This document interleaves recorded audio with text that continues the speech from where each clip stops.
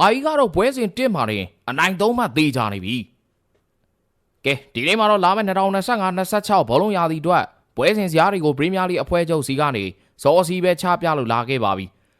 မသိရင်ပြီးခဲ့တဲ့နှစ်ကတည်းကကြိုတင်ပြီးတော့များရေးဆွဲထားသလားထင်မှတ်ရလောက်အတော်လေးကိုမြန်ဆန်လွန်နေခဲ့တာပါ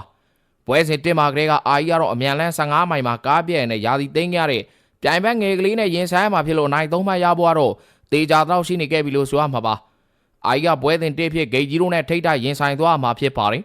စီသူရင်နှစ်ယောက်မှာဘသူကစီသူရင်အစ်စ်လဲဆိုတာကိုအဆုံးဖြတ်ပေးနိုင်မဲ့ပွဲလဲဖြစ်ပြီးတော့အာကြီးကတော့ဂိတ်ကြီးတို့ဝေးကွင်းကြီးလာပြီးတော့တီးတော့မှာပါအရင်တုန်းကတော့ဂိတ်ကြီးတို့ရဲ့အိမ်ငွေ Old Trafford ဆိုတာပြိုင်ဘက်တိုင်းကလေးစားကြောင်းကြတဲ့နေရာတစ်ခုဖြစ်ပေမဲ့ခုနောက်ပိုင်းမှာတော့ Old Trafford ကမိုးရေယိုနေတဲ့ Happy Wall လောက်ဖြစ်သွားပြီးတော့အာကြီးတို့အိမ်ငွေအားသာချက်တွေဘာတွေကိုဂူးဆိုင်နေစရာလဲမလိုတော့တော့ပါဘူး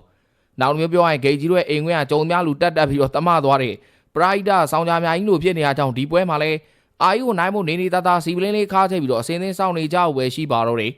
ခုလိုမျိုးအမြန်လန်း15မိုင်ကစက်တယ်မှုအေယာပြင်ပကအသင်းငယ်လေးနဲ့ထိတ်ထိုက်တွေ့အောင်စီစဉ်ပေးခဲ့တဲ့ပရီးမီးယားလိအဖွဲ့ချုပ်ကိုတော့အာဆနယ်ဖန်တွေဝိုင်းပြီးတော့ဂျေဇူးတင်နေကြတော့မှာတော့ဒေချာပဲဖြစ်ပါတယ်